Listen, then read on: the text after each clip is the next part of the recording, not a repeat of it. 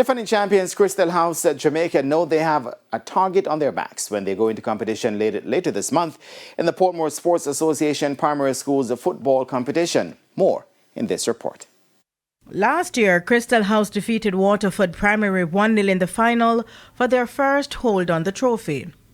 Now, Coach Colleen Richards says that there are some issues affecting the team and they'll just have to work harder to join Greater Portmore Primary as a two-time champions. Since the hurricane, we kind of have some setbacks, some delay, and the flu virus kind of carried on the team, especially in the GISA competition. We fell out in the quarterfinal because the team was sick, but we are recovering, we are training. We have to put in, I guess, extra work because everyone is coming to be the champion.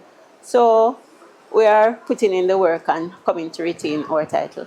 But the likes of national champions Spanish Town Primary and newcomers Macaulay Primary are two of the schools who will not be making things easy for Christel House. It's a lovely initiative and we must say thanks to the Portmore Schools Association for this competition. We're looking forward to the boys to do their usual and compete at their best and win this competition. We know that the flu has knocked out a lot of our players, especially the backline players at this time. But we are trying our best to treat them. We're really looking forward for this competition to build the youths, to expose them to more games, and especially that they would have won the national title last year. Looking forward to take home this one.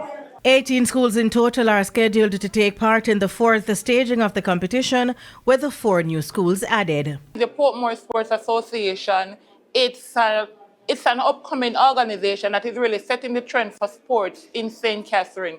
So because of that, we find that a lot of schools outside of Portmore want to be a part of the competition. So for this year, we have about 8 or 9 Spanish Town schools in the competition. We have also increased the prize money for the winners.